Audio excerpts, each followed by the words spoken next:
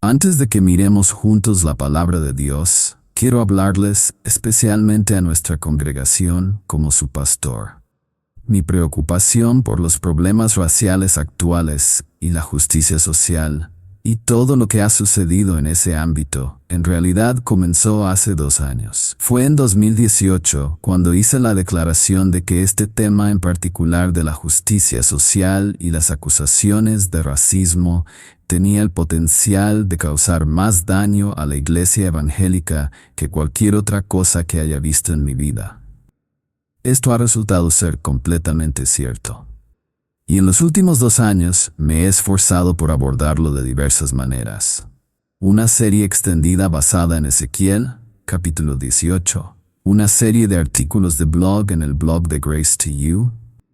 Algunos eventos de preguntas y respuestas, algunos prolongados, uno de los cuales está disponible en Grace to You. Sermones sobre la unidad de la iglesia basados en Filipenses. Sermones sobre los disturbios, sermones sobre nuestra responsabilidad, entre otras cosas. Solicité una lista de todos los recursos que se han dirigido a este tema, y el equipo de Grace to You me envió una lista muy larga de artículos, blogs, videos cortos y sermones. Finalmente, hemos llegado a un punto donde es momento de seguir adelante. Pero hay algo muy importante que aún debe decirse. Si yo fuera un profeta, y no lo soy, pero si fuera un profeta en Israel y la iglesia evangélica fuera Israel, declararía que la iglesia ha ido tras Baal.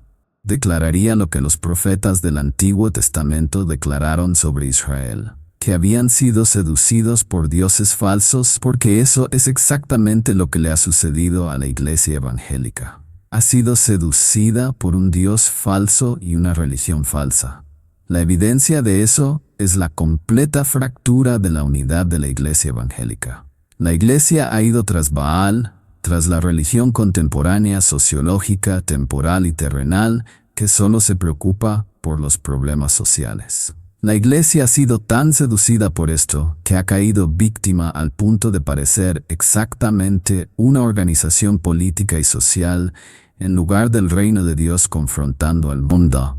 El Nuevo Testamento dice lo siguiente: Por tanto, hermanos, les ruego por las misericordias de Dios que presenten sus cuerpos como sacrificio vivo, santo y agradable a Dios, que es su verdadero culto espiritual. No se conformen a este mundo, sino sean transformados mediante la renovación de su mente, para que puedan comprobar cuál es la buena, agradable y perfecta voluntad de Dios. La iglesia evangélica ha sido seducida por el mundo. Ha caído en esa seducción. En una traducción se podría decir, el mundo ha empujado a la iglesia a su propio molde. En Colosenses 3 Pablo dice, no amen al mundo porque han sido llevados más allá de eso. Pongan su afecto en las cosas de arriba y no en las cosas de la tierra. Ustedes pertenecen a un reino celestial. Juan esencialmente dice lo mismo. No amen al mundo. Todo lo que hay en el mundo está pasando. La iglesia ha sido seducida. Ha seguido a un Dios falso, un Baal, una religión falsa construida por personas impías y sin Cristo. Y siempre se habla de justicia. Bueno, quiero hablar sobre eso. La justicia para todos ciertamente es un ideal noble y magnífico. Quizás la justicia sea el más noble de todos los logros humanos cuando puede ser alcanzada. Sin embargo, por noble que sea la justicia, en este mundo caído es extremadamente difícil verla. Es incluso difícil definirla, y más difícil implementarla. Incluso resulta confuso ver a las personas demandar justicia violando leyes. La justicia perfecta reside únicamente en Dios, y la humanidad lucha por entender ese tipo de justicia, respetarla, honrarla o ejecutarla. En un mundo donde la luz es oscuridad y la oscuridad es luz, donde lo bueno es malo y lo malo es bueno, donde lo amargo es dulce y lo dulce es amargo, la justicia tiene dificultades para surgir. Muchos intentos de definir la justicia solo conducen a la injusticia, porque reflejan la perversión del corazón humano. Podemos tener departamentos de justicia ad infinitum y nunca realmente alcanzar una justicia verdadera y amplia. Ha habido una medida de justicia en nuestra nación basada en la moralidad bíblica que nos estabilizó durante 200 años. Eso ya no está. Ahora, intentar definir la justicia sin una revelación trascendental es prácticamente imposible. La Biblia anticipa esto. Hace un par de semanas miramos el libro de Eclesiastés, y solo les recuerdo un par de versículos allí. Capítulo 4, versículo 1. Volví a mirar todas las opresiones que se hacen bajo el sol, y he aquí las lágrimas de los oprimidos, y no tenían quien los consolara. Del lado de sus opresores estaba el poder, pero ellos no tenían quien los consolara. Entonces dice, felicité a los muertos. Había oprimidos y opresores, y no parecía haber forma de resolver eso justamente.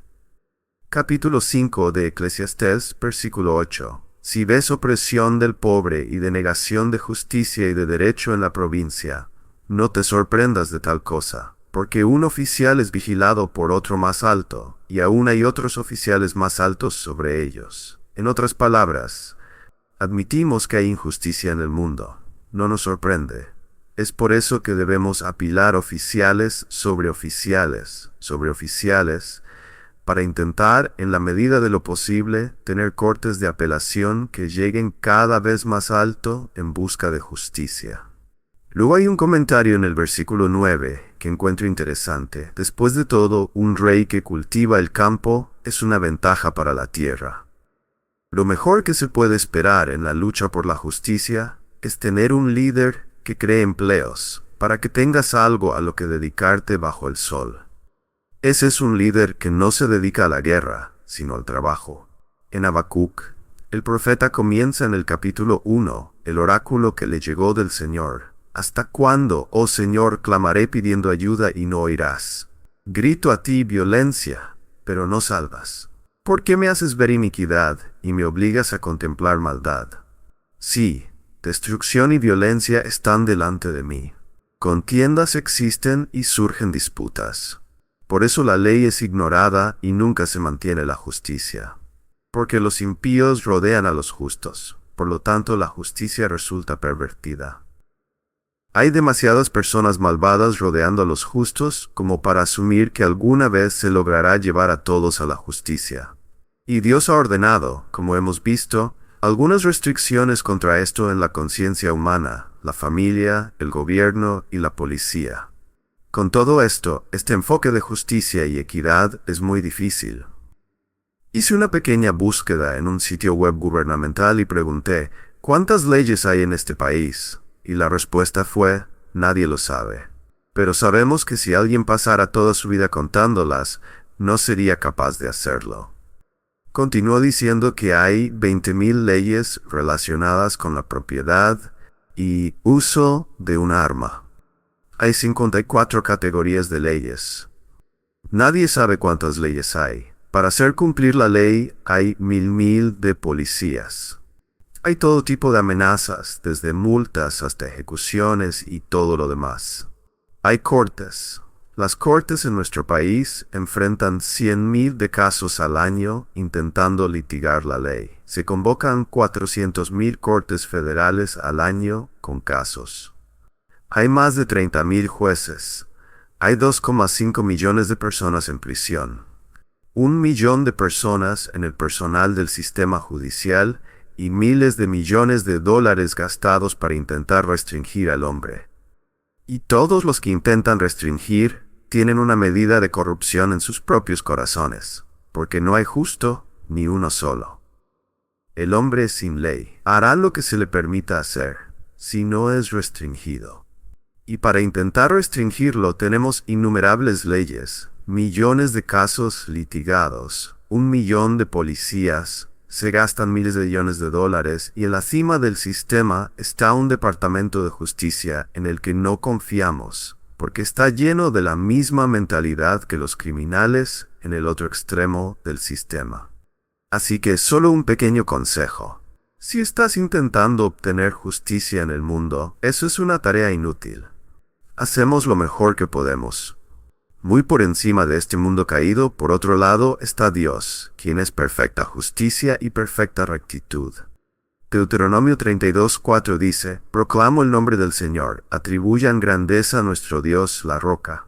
Su obra es perfecta, porque todos sus caminos son justos. Un Dios de fidelidad y sin injusticia, justo y recto es Él. ¿Quieres justicia? Solo hay una manera de obtenerla, y es yendo directamente a un Dios justo y recto. Romanos 9:14 dice, ¿hay injusticia en Dios? De ninguna manera. Escucha el Salmo 111, alaben al Señor. Daré gracias al Señor con todo mi corazón en la compañía de los rectos y en la asamblea. Grandes son las obras del Señor, buscadas por todos los que se deleitan en ellas. Espléndidas y majestuosas son sus obras, y su justicia permanece para siempre. Ha hecho que sus maravillas sean recordadas. El Señor es misericordioso y compasivo. Ha dado alimento a los que le temen. Recordará su pacto para siempre. Ha hecho conocer a su pueblo el poder de sus obras al darles la herencia de las naciones. Las obras de sus manos son verdad y justicia. Todos sus preceptos son seguros. Son sostenidos para siempre jamás, realizados con verdad y rectitud. Ha enviado redención a su pueblo. Ha ordenado su pacto para siempre. Santo y temible es su nombre. El temor del Señor es el principio de la sabiduría. Un buen entendimiento tienen todos los que practican sus mandamientos. Su alabanza permanece para siempre. La única esperanza que alguna vez tendrás de justicia es conocer a Dios. Él es el tribunal final y el Dios justo y recto. El profeta Sofonías dijo, El Señor es justo, no hará injusticia. Volviendo al Levítico, y esto es solo un recordatorio, en el capítulo 19, tenemos la declaración familiar de que debemos amar a nuestro prójimo como a nosotros mismos. Y por supuesto esto aparece en el Nuevo Testamento. Pero esa es una porción tan maravillosa de las Escrituras que quiero recordártela. Levítico 19, comenzando en el versículo 15. No cometerás injusticia en el juicio. No serás parcial con el pobre, ni favorecerás al grande, sino que juzgarás a tu prójimo con justicia. No andarás como calumniador entre tu pueblo. No atentarás contra la vida de tu prójimo. Yo soy el Señor. No odiarás a tu compatriota en tu corazón. Sin duda reprenderás a tu prójimo, pero no incurrirás en pecado por su causa. No te vengarás ni guardarás rencor contra los hijos de tu pueblo, sino que amarás a tu prójimo como a ti mismo. Yo soy el Señor. El profeta Miqueas dijo, ¿qué requiere de ti el Señor, sino que hagas justicia, ames la misericordia y andes humildemente con tu Dios? ¿Qué requiere de ti el Señor? Que hagas justicia, ames la misericordia y andes humildemente con tu Dios. Sé que estoy leyendo mucho de la palabra, pero no tengo forma de mejorar esto. Escucha la palabra del Señor una vez más del Salmo 82. Dios toma su lugar en su propia congregación. Juzga en medio de los gobernantes. ¿Hasta cuándo juzgarán injustamente y mostrarán parcialidad hacia los impíos? Vindiquen al débil y al huérfano. Hagan justicia al afligido y al desamparado. Rescaten al débil y al necesitado. Líbrenlos de la mano de los impíos. Ellos no saben ni entienden. Andan en tinieblas. Todos los cimientos de la tierra están sacudidos. Yo dije, ustedes son dioses y todos ustedes son hijos del Altísimo. Sin embargo, morirán como hombres y caerán como cualquiera de los príncipes. Levántate, oh Dios. Juzga la tierra, porque eres tú quien posee todas las naciones. Todos los jueces humanos son inadecuados. Todos van a morir. Solo Dios puede juzgar con rectitud. Entonces la pregunta es, ¿llegará alguna vez la justicia? ¿Llegará? Bueno, el Antiguo Testamento promete que sí lo hará. Y quiero mostrarte algunas de esas promesas. El profeta Jeremías es un buen lugar para empezar. Jeremías, capítulo 23, y comenzaremos desde el principio de ese capítulo, solo unos pocos versículos. Jeremías 23. Ay de los pastores que están destruyendo y dispersando las ovejas de mi pastizal, declara el Señor. Por tanto, así dice el Señor, Dios de Israel, acerca de los pastores que cuidan de mi pueblo. Ustedes han dispersado mi rebaño, los han echado fuera y no los han atendido. He aquí que yo voy a atenderlos a ustedes por la maldad de sus obras, declara el Señor. Entonces yo mismo recogeré al remanente de mi rebaño de todas las tierras donde los he expulsado, y los traeré de vuelta a su pastizal, y serán fructíferos, y se multiplicarán. Esta es una promesa de Dios para la futura restauración de la nación de Israel, que ha sido maltratada y mal juzgada a lo largo de la historia. También levantaré pastores sobre ellos, y los cuidarán, y no tendrán miedo ni serán aterrorizados, ni faltará ninguno. Esto mira incluso la restauración de Israel desde el cautiverio babilónico, cuando regresarían a su tierra. Ese fue el cumplimiento histórico, y tendrían jueces sobre ellos que serían fieles. Esos jueces nos resultan familiares, fueron los que estuvieron allí cuando Israel regresó del cautiverio. Pero esto mira más allá, a la reunión final. Nota en el versículo 5. He aquí, vienen días, declara el Señor, en que levantaré para David un retoño justo, y reinará como rey, y actuará sabiamente, y hará justicia y rectitud en la tierra. En sus días, Judá será salvo, e Israel habitará seguro.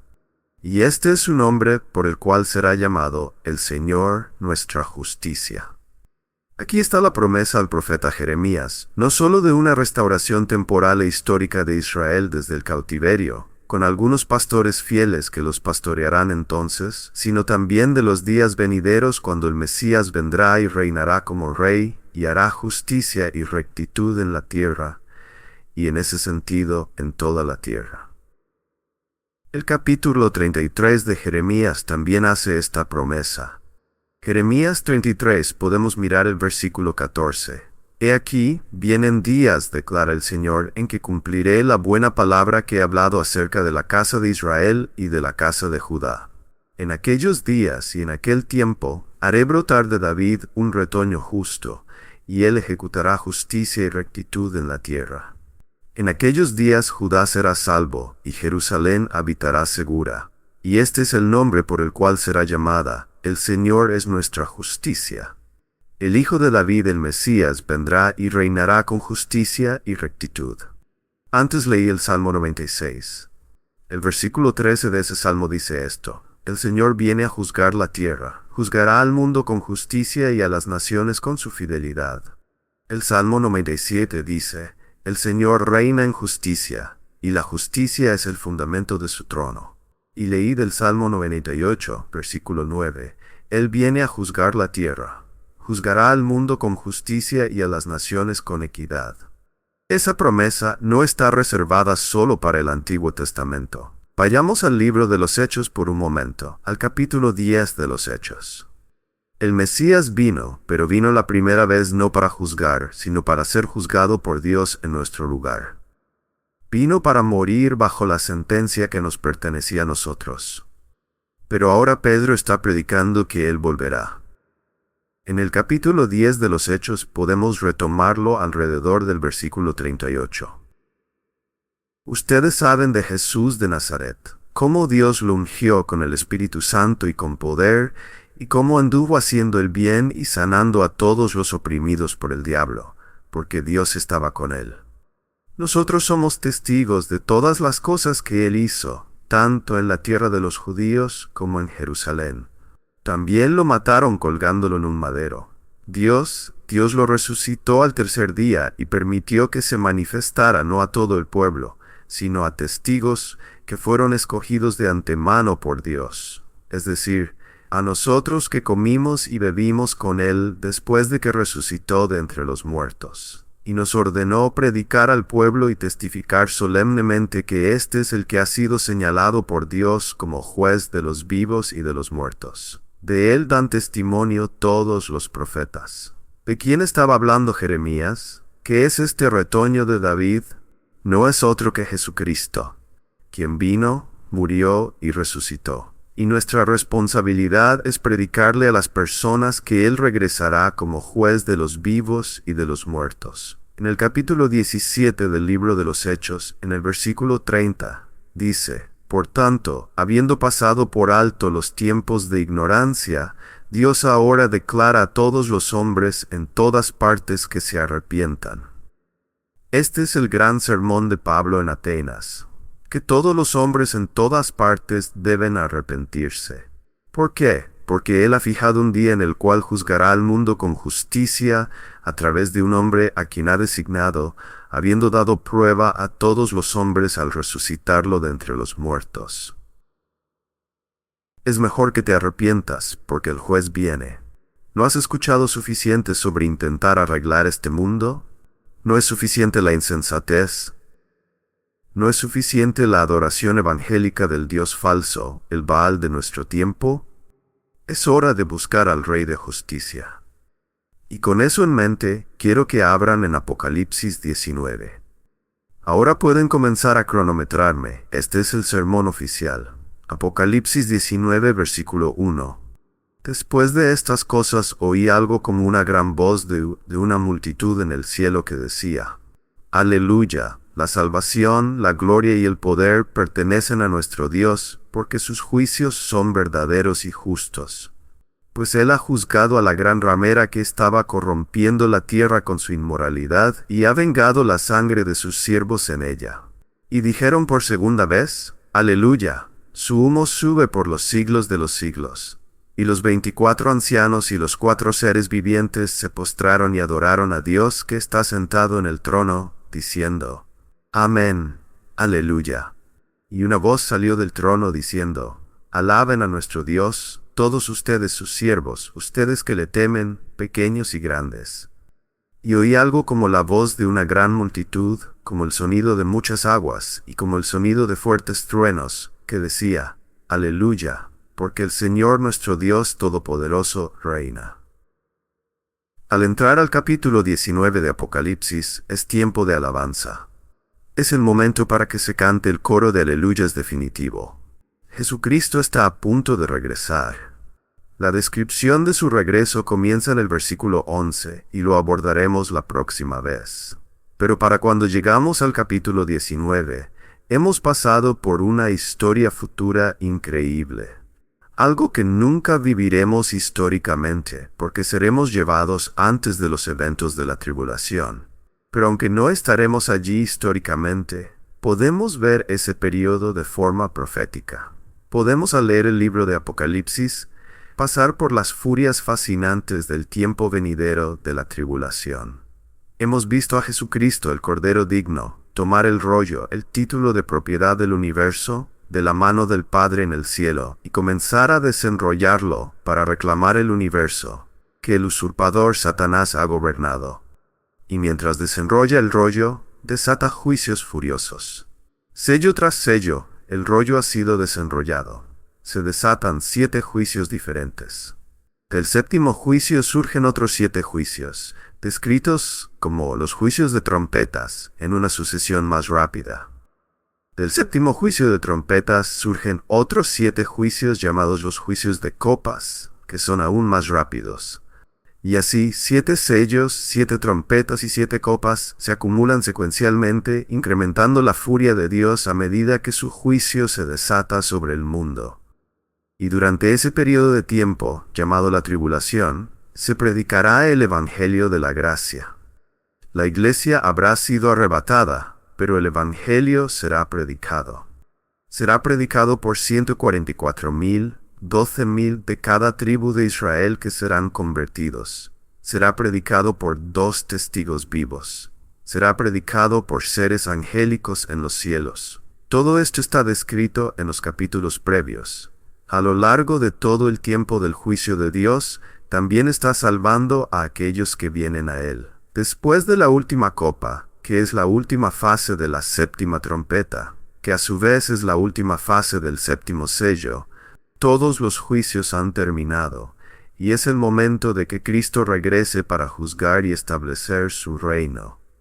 Su regreso es descrito en el capítulo 19, versículos 11 en adelante, y su reino de 1000 años es descrito en el capítulo 20.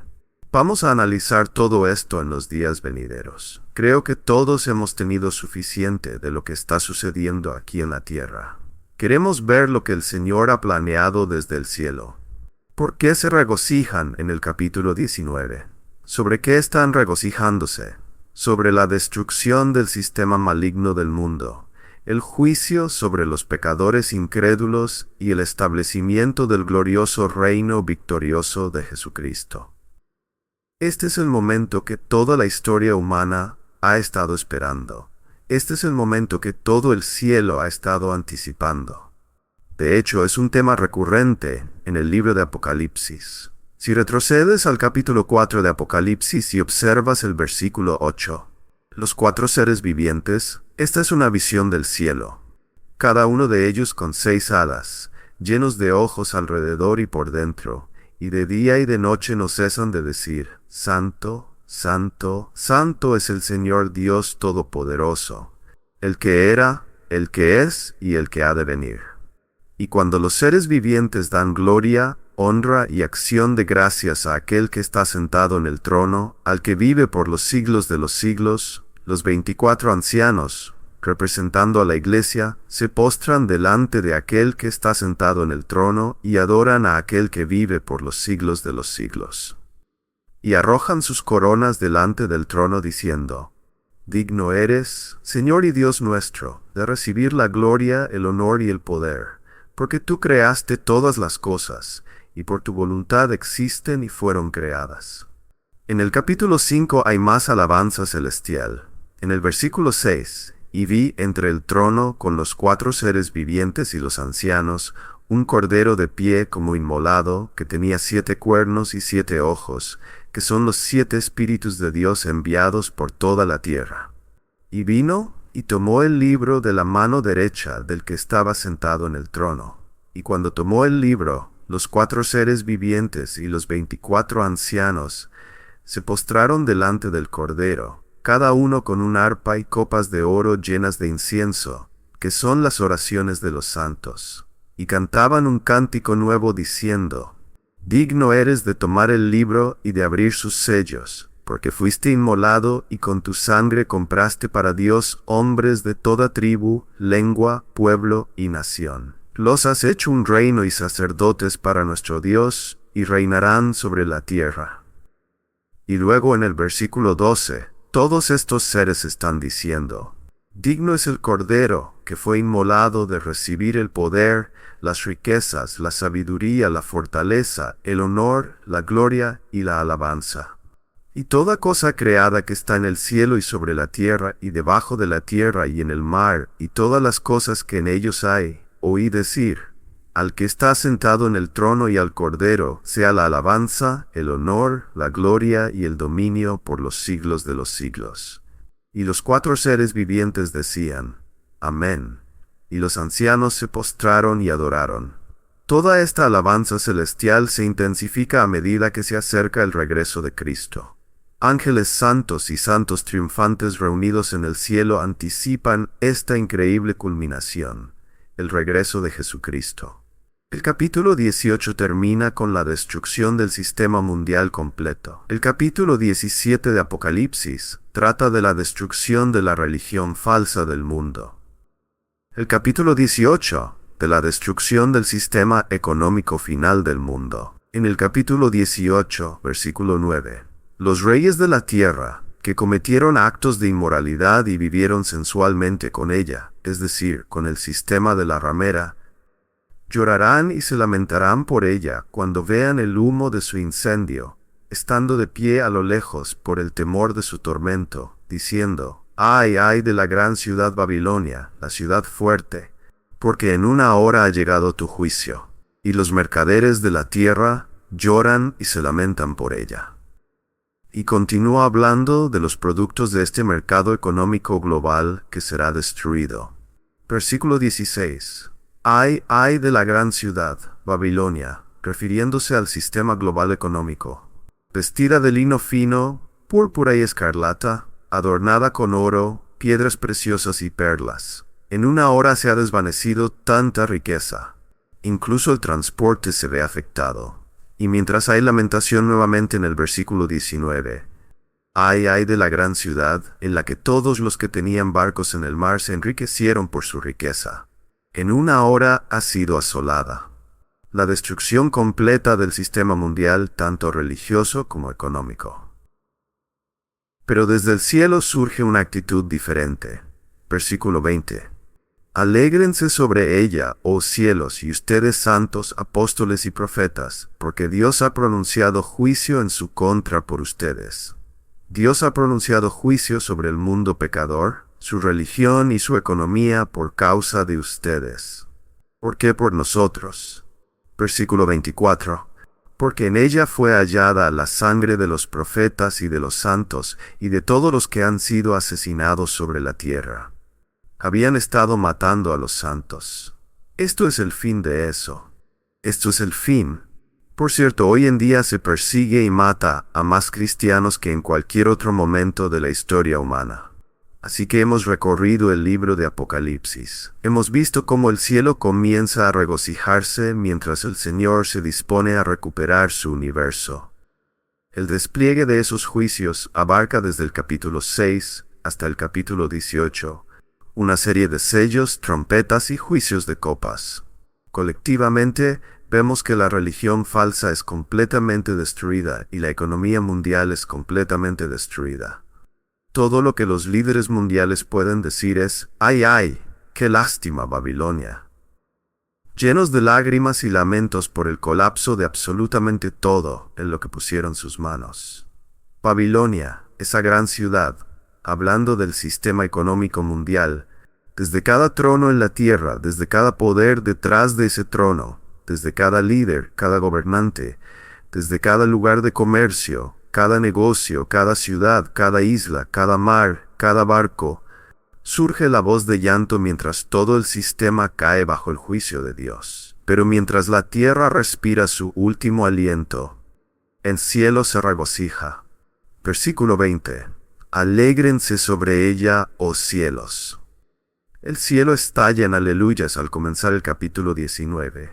Y no se trata solo de lo mencionado en el versículo 20 del capítulo 18, que fue debido a la destrucción de quienes perseguían a los santos. En el capítulo 19, el regocijo surge porque el rey está viniendo. ¿Te resulta extraño que haya regocijo por esto? ¿Que haya regocijo por el juicio? ¿Acaso esto no es insensible o carente de amor? No.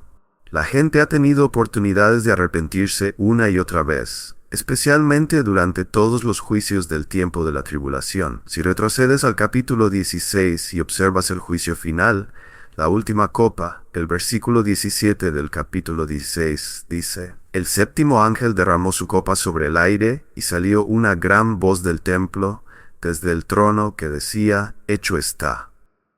Este es el fin de los juicios: relámpagos, voces, truenos, un gran terremoto como nunca antes se ha visto desde que el hombre existe en la tierra. Tan grande fue el terremoto y tan poderoso. Recuerda, el Evangelio está siendo predicado durante todo este tiempo, de manera sobrenatural. Ahora tienes un terremoto como ningún otro en la historia del mundo. La gran ciudad se dividió en 3 partes, y las ciudades de las naciones cayeron. Y la gran Babilonia fue recordada delante de Dios para darle el cáliz del vino de su furor ardiente. Todas las islas huyeron, y las montañas no se hallaron. Y enormes granizos de casi 45 kilos cada uno cayeron del cielo sobre los hombres. Y los hombres blasfemaron contra Dios por la plaga del granizo, porque esta plaga fue extremadamente severa. Durante 7 años han estado escuchando el Evangelio. Durante 7 años ha habido una proclamación del Evangelio que ha cubierto el globo. Y aun cuando los juicios que están atravesando son tan severos que todo el planeta y los cuerpos celestes circundantes están colapsando, ellos blasfeman contra Dios. El mundo siempre honrará a un falso profeta. Pero los Elías, los Eliseos, los Isaías, los Jeremías, los Esteban, los Pedro, los Pablo y los demás predicadores fieles que han proclamado el reino y el Evangelio siempre han sido parias. Jesús mismo contó una historia acerca de cómo los profetas fueron asesinados y aún matarían al Hijo cuando el Padre lo enviara. Y eso fue exactamente lo que hicieron. El libro de Hebreos dice que aquellos que pertenecían a Dios fueron burlados, azotados, apedreados, aserrados por la mitad, asesinados a espada, clavados en una cruz, arrojados a animales salvajes y obligados a buscar refugio. Fueron destituidos, atormentados, afligidos, pero al fin llega su vindicación. Finalmente, en el capítulo 10 de Mateo, el Señor realmente hizo una promesa. Versículo 16. He aquí yo los envío como ovejas en medio de lobos. Sean, pues, prudentes como serpientes y sencillos como palomas. Pero cuídense de los hombres, porque los entregarán a los tribunales y los azotarán en sus sinagogas. Aún serán llevados ante gobernadores y reyes por causa de mí, como testimonio para ellos y para los gentiles. Pero cuando los entreguen, no se preocupen por cómo o qué hablarán, porque se les dará en esa hora lo que deben decir. Porque no son ustedes los que hablan, sino el Espíritu de su Padre que habla en ustedes. Un hermano entregará a la muerte a otro hermano, y un padre a su hijo, y los hijos se levantarán contra sus padres y los harán morir. Serán odiados por todos por causa de mi nombre, pero el que persevere hasta el fin, ese será salvo. Pero cuando los persigan en una ciudad, huyan a la siguiente, porque en verdad les digo que no terminarán de recorrer las ciudades de Israel antes de que venga el Hijo del Hombre. Justo antes del regreso de Cristo para establecer su reino, la persecución de los santos alcanzará su punto máximo. Los gritos de alegría son esperados entonces, ¿verdad? Son anticipados a lo largo de todo el libro de Apocalipsis, capítulo 4, capítulo 5, capítulo 7, capítulo 11, capítulo 15, capítulo 16. Allí encontramos los gritos de los santos regocijándose por la venida de Cristo. ¿Debo ser obvio y decir que aquí es donde deberían estar nuestras mentes? Aquí es donde deberían estar nuestros pensamientos. Aquellos que han prostituido el papel de la Iglesia en el mundo para predicar el Evangelio, tratando de arreglar el mundo, han seguido, como dije anteriormente, una religión falsa. Al entrar en el capítulo 19, esta es la 7ª vez que tenemos una visión del cielo en Apocalipsis, y lo que escuchamos es lo que siempre escuchamos. Aleluya. Versículo 1, aleluya. Versículo 3, aleluya. Versículo 4, aleluya. Versículo 6, aleluya. ¿Por qué tantas aleluyas? Hay varias razones. Una de ellas, para comenzar, es que la salvación ha llegado. La salvación ha llegado. En segundo lugar, la justicia ha llegado. En tercer lugar, la rebelión ha terminado. En cuarto lugar, Dios reina. Y en quinto lugar, la iglesia, la novia, se ha unido con el novio Cristo. Antes de analizar esas razones para regocijarse, observa el versículo 1. Después de estas cosas. Eso abarca mucho, ¿verdad? Después de estas cosas, une la tribulación con el reino milenario. Después de la destrucción del sistema religioso falso descrito en el capítulo 17, después de la destrucción de la economía global en el capítulo 18, después de que los demonios han llevado a los ejércitos del infierno al valle de Armagedón. Después de todo eso, el Señor regresa. Solo para recordarte, capítulo 16, versículo 13. Vi salir de la boca del dragón, y de la boca de la bestia, y de la boca del falso profeta, 3 espíritus inmundos semejantes a ranas. Porque son espíritus de demonios que hacen señales y van a los reyes de todo el mundo para reunirlos para la batalla del gran día de Dios Todopoderoso. He aquí, vengo como ladrón. Bienaventurado el que vela y guarda sus ropas, para que no ande desnudo y vean su vergüenza. Y los reunieron en el lugar que en hebreo se llama Armagedón. Los demonios reunieron las fuerzas en el valle de Megido, que está en la parte norte de Israel, para luchar contra el Cristo que regresa. Esa batalla está a punto de comenzar. Esa batalla terminará con el tiempo de la tribulación. Estamos en el preludio de eso, y todo el cielo se regocija. Ahora vamos a analizar razones específicas por las cuales hay regocijo, y no podremos darles mucha atención, puedes hacerlo por tu cuenta.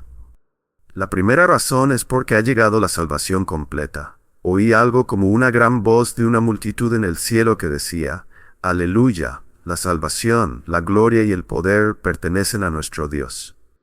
Aquí está el himno de la liberación completa del pecado. Oí algo como una gran voz, un conjunto de las huestes angélicas del cielo y los santos uniéndose. Es una gran voz. Es una gran multitud, santos y ángeles. Y por cierto, hay millones y millones de ángeles santos. Hay 200 millones de demonios mencionados en el capítulo 9, y solo 1/3 de los ángeles cayeron. Así que hay el doble de ángeles santos. Por lo tanto, tienes millones, cientos de millones de ángeles santos gritando. Y a esto se suman los santos. ¿Y qué están diciendo? ¡Aleluya! Esa palabra no aparece en el Nuevo Testamento en ningún otro lugar, excepto en este capítulo. Aparece unas 20 veces en el Antiguo Testamento, quizá 24 o 25 veces. Nunca aparece en el Nuevo Testamento. Está reservada para este capítulo. ¡Aleluya! ¡Aleluya! Incluso en el Antiguo Testamento, estaba conectada con la liberación del pueblo de Dios de la maldad. Salmo 104:35. Que los pecadores sean consumidos de la tierra, y que los malvados no existan más. Bendice al Señor, oh alma mía. Aleluya. Incluso cuando los malvados son destruidos, la palabra esencialmente significa alaben al Señor. Es una transliteración, alaben al Señor. Y de esas 24 o 25 veces en el Antiguo Testamento, todas están en los Salmos. Comienza y termina 15 salmos, particularmente aquellos en el Gran Hallel, Salmos 104, 109, y el Hallel de Egipto, Salmos 113, 118. Y todos ellos celebran la liberación de los malvados. Está asociada con el juicio de Dios sobre los opresores malvados de su pueblo y la gloriosa redención de su pueblo. Aleluya, está reservada para la alegría de la liberación de los malvados. Alaben al Señor. La salvación, la gloria y el poder pertenecen a nuestro Dios. El mundo nunca estará en orden hasta que esté bajo el control de Dios. Ese será el día de su gloria. Ese será el día de su poder. Ese será el día de su soberano gobierno, su gloria, su poder, y todo le pertenecerán a Él. La primera causa de regocijo es porque el Señor traerá la salvación completa y final de toda maldad. En segundo lugar, se impartirá justicia. Versículo 2. Porque sus juicios son verdaderos y justos. Por primera vez en la historia humana desde la caída, sus juicios son verdaderos y justos. Aquí está la alegría del juicio realizado. ¿Sabes qué deberíamos estar diciendo a este mundo? Deberíamos estar diciéndoles, olviden los asuntos de justicia en un nivel humano, y dense cuenta de que enfrentarán la justicia de Dios. Ese es el mensaje, y esta será una justicia que no desearán si han rechazado a su Hijo. Todos ustedes que están trabajando por la justicia a nivel humano deberían estar mucho más preocupados por la verdadera justicia cuando sea impartida por Dios. Sus juicios serán verdaderos, sus juicios serán justos. Los santos anhelan esto, porque no tenemos nada que temer. Si no estás en Cristo, puede que pienses que quieres justicia, pero no querrás la justicia que recibirás por rechazar al Hijo de Dios. Por supuesto, deseamos un mundo justo. Es lo que los creyentes desean.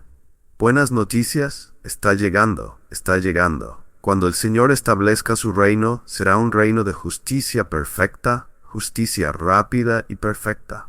Versículo 15 de este capítulo 19, un pequeño adelanto de lo que está por venir. Él gobernará con vara de hierro. Justicia inmediata, dolorosa si es necesario, y firme. Sus juicios son verdaderos y justos. Sabemos eso porque Él ha juzgado a la gran ramera que estaba corrompiendo la tierra con su inmoralidad y ha vengado la sangre de sus siervos en ella. Para cuando llegamos a estos aleluyas, Dios ya ha juzgado a la gran ramera. Esto se menciona en el capítulo 17, el sistema religioso falso del mundo. Y también ha juzgado el sistema Babilonia, que es otra parte de esa inmoralidad que ha corrompido la tierra. La ramera tuvo su momento. Ahora el juicio ha llegado. El sistema satánico, anticristo y antidios está siendo permitido ahora bajo el control de Satanás para atraer, seducir, engañar y corromper al mundo con abominaciones. Eso solo se intensificará y empeorará. Pero el juicio vendrá. Y todos aquellos que están clamando por justicia hoy no querrán la justicia que merecen. Los caminos de Dios son absolutamente justos. Este lenguaje se toma de Deuteronomio 32. Sus juicios son verdaderos y justos.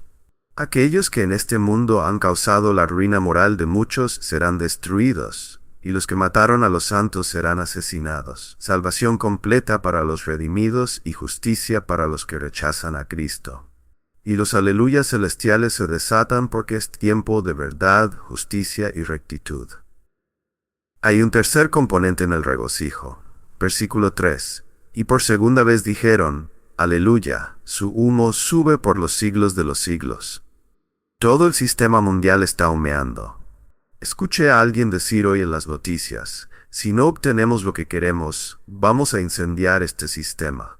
Eso es exactamente lo que hará el Señor. Lo quemará, y el humo nunca será olvidado. Este es el fin de toda rebelión. Por eso, todos los ayes en el capítulo 18, señalamos esos puntos mientras el sistema cae bajo el juicio divino. El humo es por el fuego. El fuego es el fuego del juicio. Retrocediendo al versículo 18, ellos vieron el humo de su incendio, mientras el Señor incendiaba el sistema mundial. La destrucción es muy similar a la destrucción de Sodoma y Gomorra en Génesis 19. O incluso a la destrucción de Edom, que Isaías menciona en Isaías 34. El fuego vendrá, quemará. Las brasas se enfriarán, las cenizas se esparcirán. Sin embargo, habrá un fuego eterno para aquellos que rechacen a Cristo.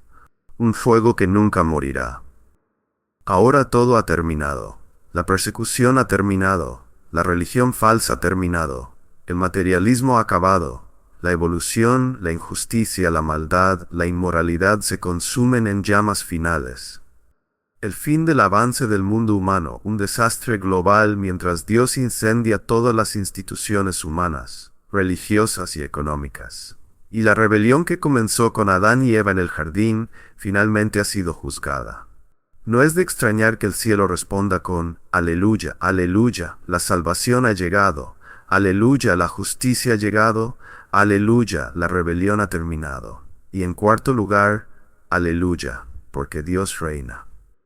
Versículo 4. Y los 24 ancianos representando a la iglesia y los 4 seres vivientes, descritos como ángeles al principio del libro, se postraron y adoraron a Dios, que está sentado en el trono diciendo, Amén, aleluya.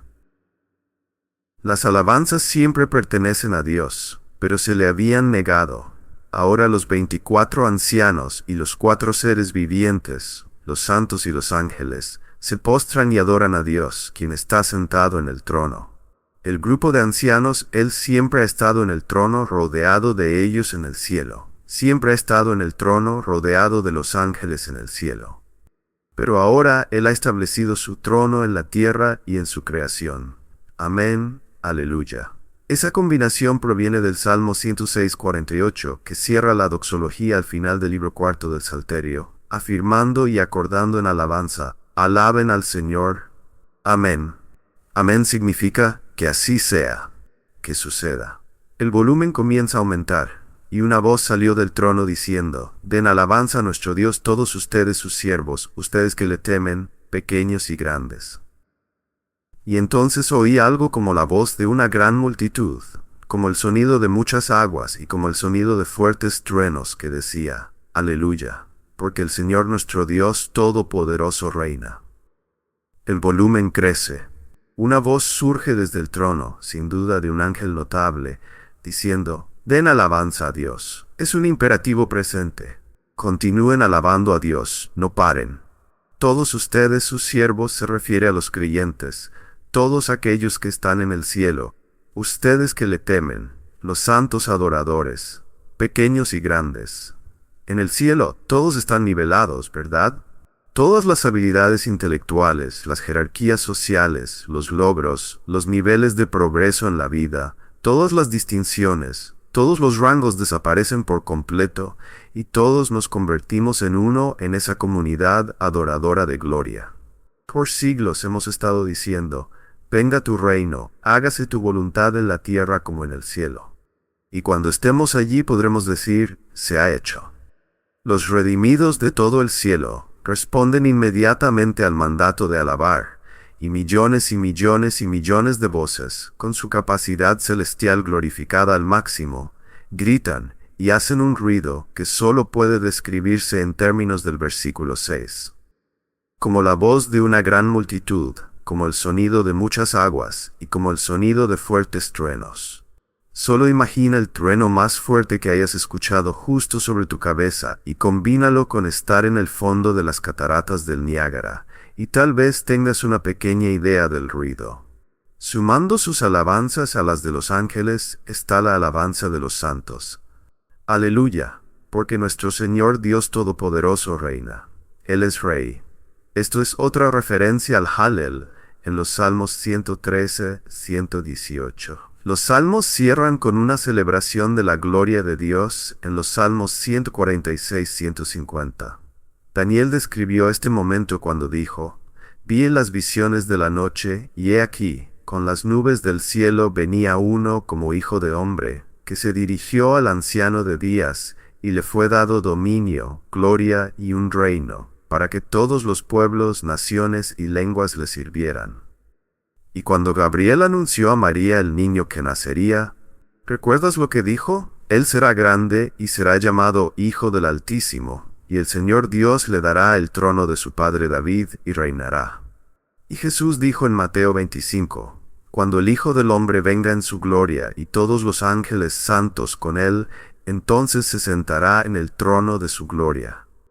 Tiranos, déspotas, gobernantes mezquinos y gobiernos impíos ya no existirán. La guerra no existirá más. La inequidad no existirá más. La justicia y la rectitud gobernarán la tierra, y el Señor ejecutará esto con vara de hierro. La verdad, la paz, la justicia, la rectitud y la salvación dominarán el reino de Cristo». Este es el lugar donde nuestras mentes y pensamientos necesitan estar. La insensatez de intentar arreglar un mundo caído parece aún más absurda en comparación con esto. Habrá un día de justicia, un día de salvación, un día en que toda rebelión termine y en que Dios reine. Y hay una cosa más que decir. El regocijo también es una expresión de la alegría de la unión de los creyentes con el Señor. Mira el versículo 7, y solo lo leeremos. Haremos un comentario o dos. «Regocijémonos y alegrémonos, y demos la gloria a Él, porque han llegado las bodas del Cordero, y su esposa se ha preparado. Y a ella se le ha concedido vestirse de lino fino, resplandeciente y limpio, porque el lino fino es las acciones justas de los santos». Y el ángel me dijo: «Escribe, bienaventurados los que son llamados a la cena de las bodas del Cordero». Y me dijo: «Estas son palabras verdaderas de Dios». Y caí a sus pies para adorarlo. Pero él me dijo: «No hagas eso, soy un consiervo tuyo y de tus hermanos que poseen el testimonio de Jesús. Adora a Dios, porque el testimonio de Jesús es el espíritu de la profecía. Es tan importante. Y los santos alaban porque finalmente han sido unidos con su Salvador. Regocijémonos, alegrémonos y demos la gloria». Estas son palabras verdaderas de Dios. Han llegado las bodas del Cordero. Nos unimos con nuestro novio, el Cordero que murió por nosotros. La última declaración, el testimonio de Jesús, es el espíritu de la profecía. ¿Qué nos queda por hacer hasta ese momento? Predicar a Jesús. La adoración es nuestra vida. El testimonio de Jesús es nuestro mensaje. Padre, te agradecemos por tu palabra. Te agradecemos por la realidad que acabamos de observar. Esto no es especulación. Esto es historia pregrabada. Esta es la verdad. Así como todo lo que fue profetizado concerniente a Jesucristo, relacionado con su primera venida, se cumplió en detalle, también todo lo que se ha profetizado acerca de su segunda venida se cumplirá. Nos regocijamos porque Él vino la primera vez, no para juzgar, sino para ser juzgado en nuestro lugar, para llevar nuestros pecados en su propio cuerpo sobre la cruz.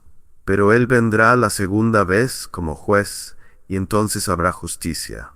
Señor, dirige las mentes y los corazones de tu pueblo de vuelta al Evangelio, de vuelta al regreso de Cristo, de vuelta al mensaje de salvación en Él, y que proclamemos el testimonio de Jesús, Y el testimonio de Jesús es que el cielo espera a aquellos que lo abrazan, y el infierno espera a aquellos que lo rechazan.